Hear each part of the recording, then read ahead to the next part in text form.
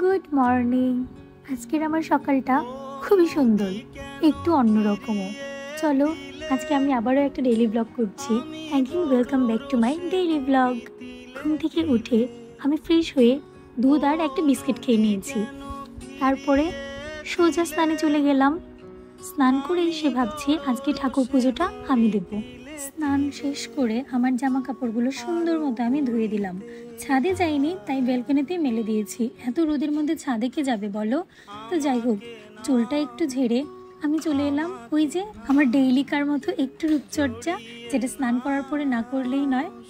যাই হোক, তারপর আয়নাতে একটু ঢং করে আমি এখন চলে যাব পুজোর ঘরে।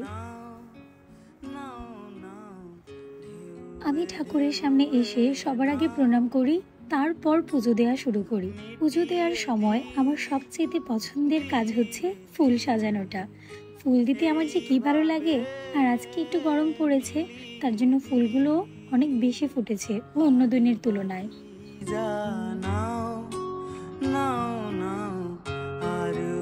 আর এদিকে আমার অবস্থা দেখো, ঘেমে ঘুমে একসার। আজকে এত গরম পড়েছে। পুজো দিয়ে আমি চলে গেলাম একটু ঠান্ডা ঠান্ডা জুস বানানোর জন্য, যদিও আমার ভিডিও ক্লিপটা করতে মনেই ছিল না।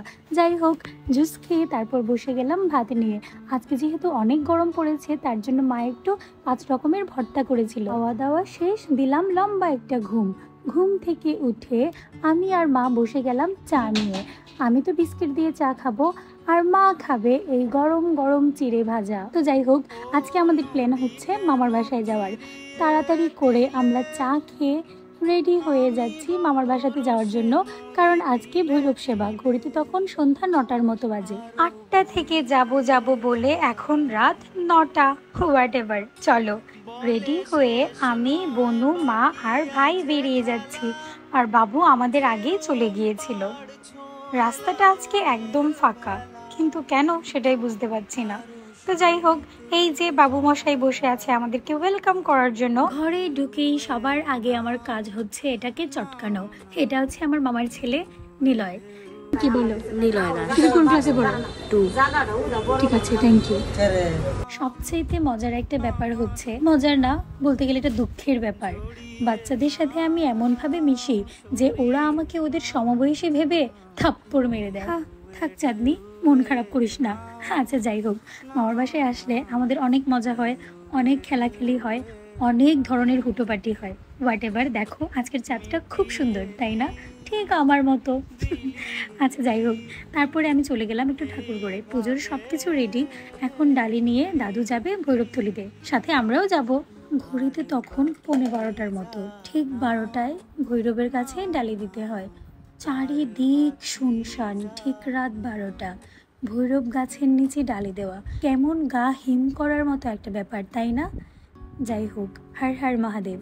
আমরা সুন্দর মতো ডালি লাগিয়ে তারপর আমরা সবাই প্রণাম করে চলে এসেছি। আসার সময় আমার মা আম গাছের নিচে শুধু আম কুড়োচ্ছিল। দেখো কি সুন্দর কাঁচা একটা আম পেয়ে গেলাম। তারপর আমরা এসে সুন্দর করে এটা মাখিয়ে খেয়েছিলাম। গল্প করতে করতে রাতের খাওয়া দাওয়াও কমপ্লিট। এখন চলো আমরা আমাদের বাসায় চলে যাই। ঘড়িতে তখন বাজে রাত 1:30। দেখো রাস্তা একদম পুরো ফাঁকা, কি মজা লাগছিল।